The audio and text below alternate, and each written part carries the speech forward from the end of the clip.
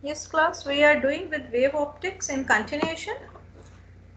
First lecture we discussed about the Huygens principle, we talked about the wave front, and we are talking about the wave nature of the light.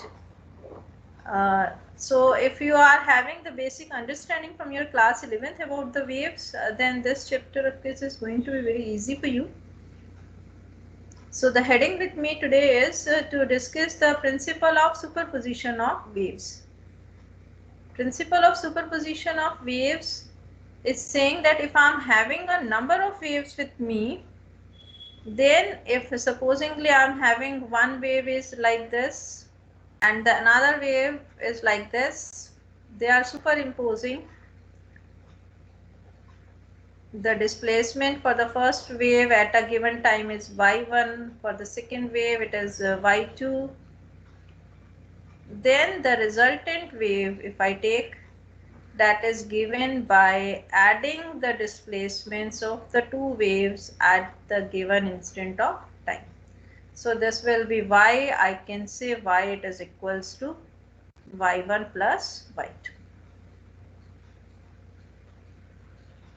But you have to take care of their your vector nature.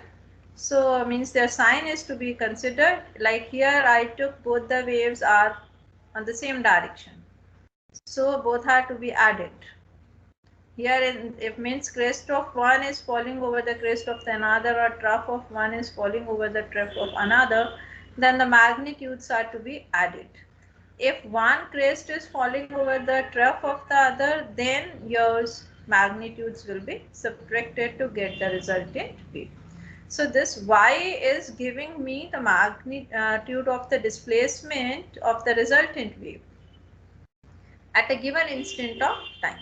So it means if I want to state the principle of superposition of waves, I can say that when a number of waves they are traveling through a medium, they superimpose on each other, then the resultant displacement at any point at a given instant of time is equals to the vector sum of the displacements due to the individual waves at that particular point.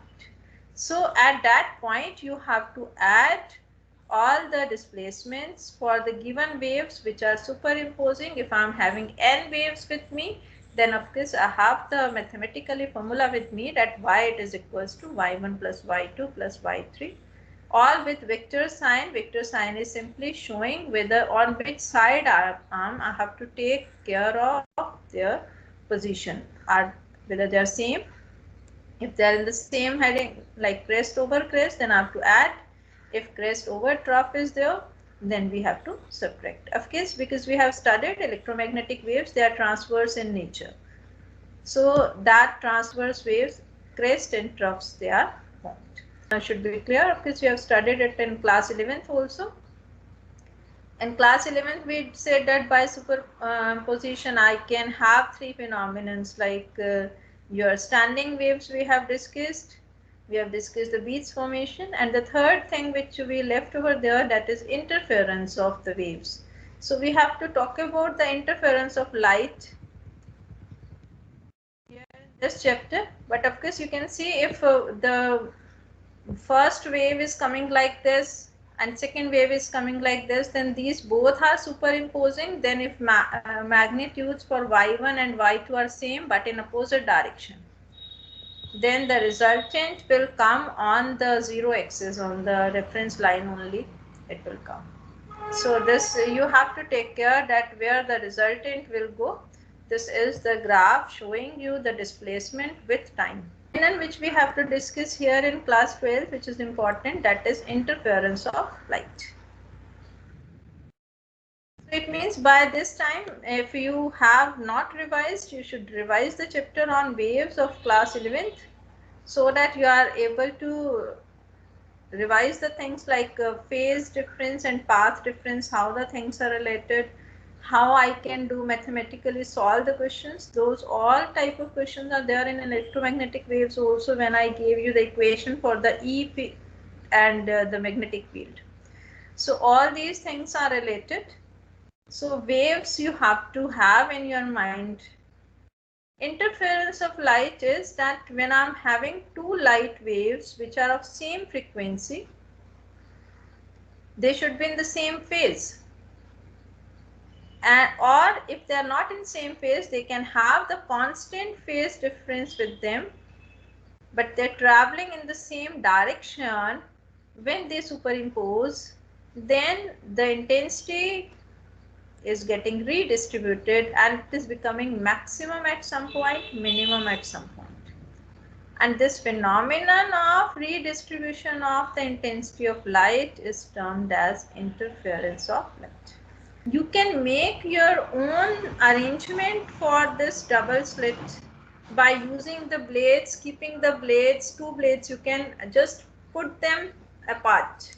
So you have to make three blades with you or three half blades, and you have to make the arrangement like this. So as it is shown in the diagram. So this distance between two slits, that is nearly 2 millimeter I can say, while slit width of one slit, that is nearly 0.2, 0.3 millimeter, means very thin. What we use the laser in the lab, and we use means because the condition for interference to get, and really you get a very good phenomenon here which I can get on the screen, which is of course to be kept at a large distance away from this source. And what is the condition for interference to take place? That I should have two sources which are either in the same phase or are having the constant phase difference, having the same frequency, same amplitude. So for that we try to take the monochromatic source with us. Monochromatic source, like we may take the laser light, you all know it is monochromatic, single wavelength. Monochromatic means a source of single wavelength is taken, and that is, we want two sources. So but that should be of same, everything same, that are termed as coherent sources. When the two sources, they are having same wavelength, same frequency, they are termed as coherent sources. So coherent sources we want to get for the interference to take place. That Young has done the experiment to get this by double slit method. So we are making a double slit by cutting, or by using blades we can maintain that gap, and of course tape them accordingly. Then on the screen with the single wavelength source, it means laser light I can use, and then I will be able to get this interference on the screen in which the light is getting redistributed. At some places we get the maximum light, bright light it means. At the other places we get no light. So when the crest is falling on the crest, then the intensity of the light increases, as I explained, and there I will be getting the maxima, means maximum brightness. And where crest is falling over the trough of the same amplitude, then the resultant will come out to be 0. It means I will not be getting any light over there. Those portions we call it as the dark fringes. So we are getting light maximum at some point, minimum at the other point. These points we call it as maxima and minima, and this phenomenon we are calling it as the interference. So in interference of light, I have two waves of same frequency, same wavelength, traveling in the same direction, or they can be moving in the same phase, or they may have constant phase difference. That is the condition for interference to get. Young, of course, he took this plane. This is another diagram to show you the things, that when the light is coming in the form of waves. When I am having a plane source like slit, I am using it is working as a plane line source. So line source, I will be getting the cylindrical wave according to Huygens theory. But we are not showing those, we are simply showing their circular paths. So one crest, then dotted line can be shown to show the trough, and then solid line and dotted line can be shown. And then I can have the points where all crest they are meeting, where all troughs they are meeting. So when all the crest or all the troughs they are falling on each other, I will be getting the maxima. When I get one crest falling over the trough or vice versa, then I get the minima. So I get the maximum light or no light. So this type of pattern you get, if I see on the black screen, I will be getting light at certain places. At other places it is dark only. So there where I'm getting all the light, those are the points where I get the maxima. And other points in between, they are termed as the minima. So maxima and minima are obtained. And of course we will be able to find the points so where I will get the maxima, where I will get the minima. So this is analytical treatment with me. I want to find mathematically the conditions for constructive and destructive interference. Constructive interference means where the crest is falling over crest or trough is falling over trough, that is constructive interference. And destructive interference when crest is falling over trough and vice versa, where we are getting the dark fringes. So if I am taking the first wave y1 displacement at any given instant time t, it is written as a1 sine omega t. For second wave y2, I am writing it as a2 sine omega t plus phi. I am assuming that phi is the constant phase difference between these two waves. Or I may simply take a2 sine omega t also. That way also we can work. We are assuming a constant phase difference. I have to do it mathematically. I will be finding simply by adding y and y it is equals to y1 plus y2. I am adding the magnitude. Supposing both are in the same direction, we are assuming. Then I can write the values for y1 and y2. And you can work out with your formula of trigonometry that sine a plus b it is equals to sine a cos b plus cos a sine b. So when you put the values, then you can see in the first these two terms sine omega t can be taken as common. So I can write y it is equals to a1 plus a2 cos phi in this whole in bracket and then multiplied with sine omega t, which is common in both these terms. Plus this term I am left with, that is a2 sine phi cos omega t.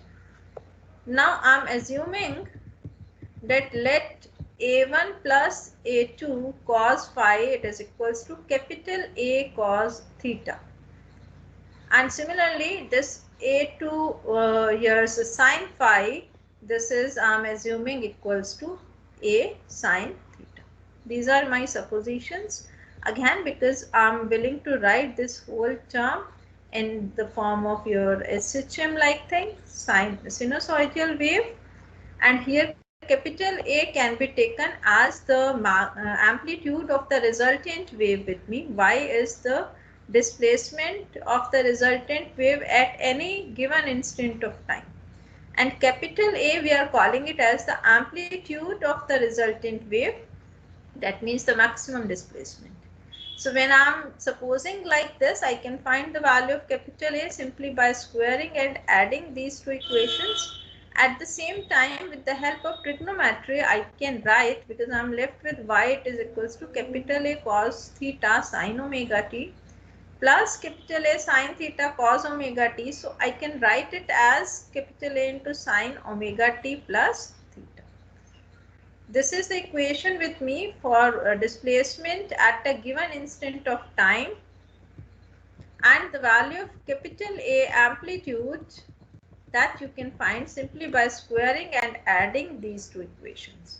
When you square and add these two equations, a square cos square theta plus a square sine square theta, that can be written as a1 plus a2 cos phi whole square plus a2 sine phi whole square. So if you work out with this equation, I am getting a square, capital A square, I am getting small, means here a1 square plus a2 square plus 2a1 a2 cos phi. So I can say that a is equals to square root of this value. But intensity, you should be knowing that intensity of the wave is directly proportional to the square of amplitude. So more the amplitude, more we are going to get the intensity. So you can find at what positions or what will be the intensity, I can say for the maxima, what will be the intensity for the minimum. So this equation I can write in terms of intensity, because A square it is equals to I. So I can be written as I1 plus I2 plus 2 square root of I1 I2 cos phi.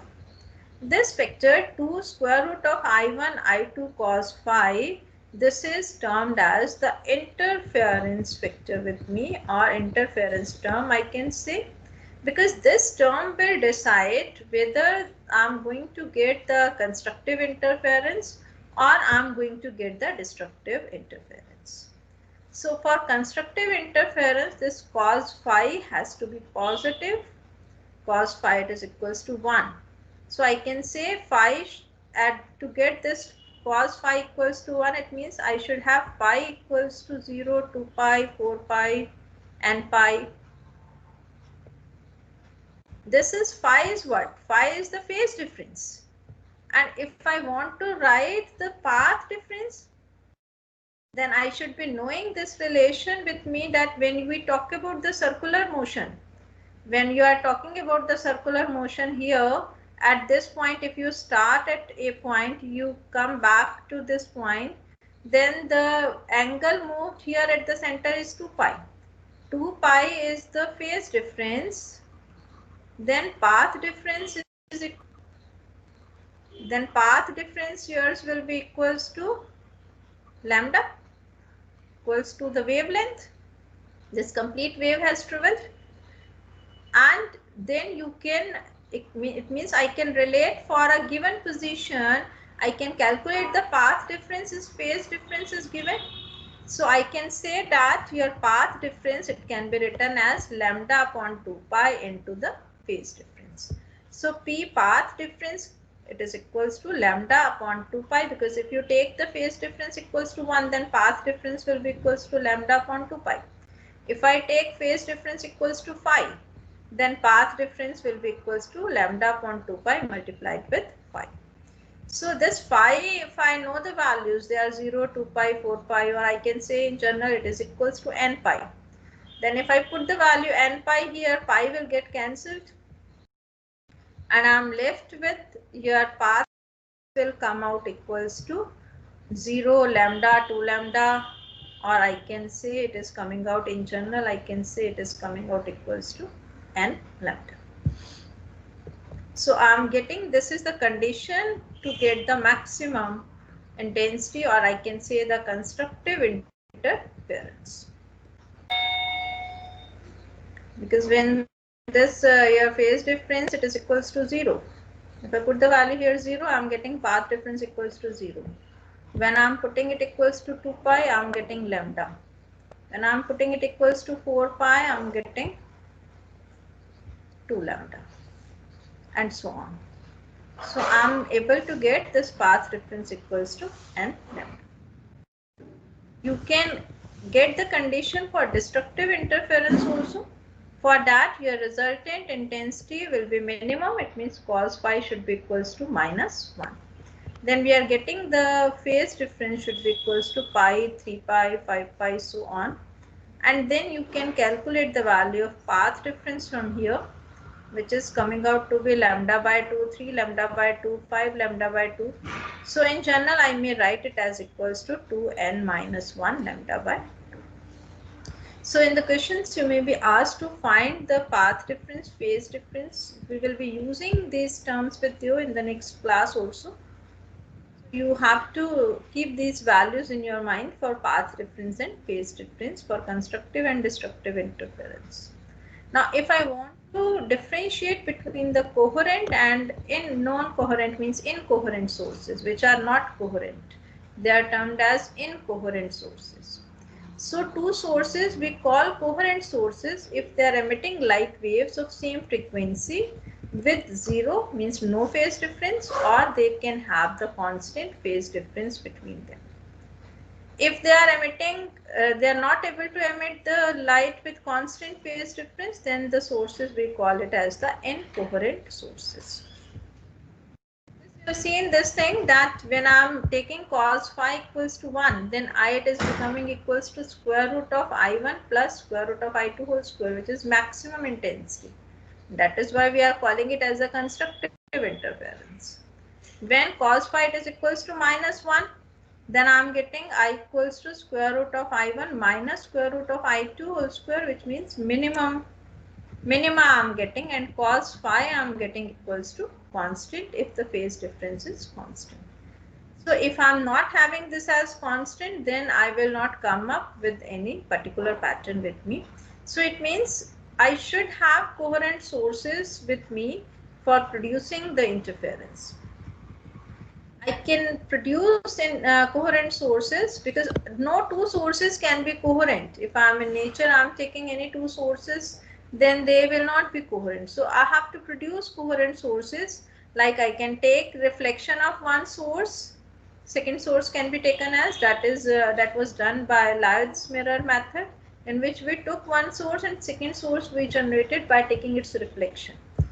In Fresnel biprism, refraction was used. It means by refraction method we were able to produce the second source with us, which is having same intensity. And it was Young who used this double slit method.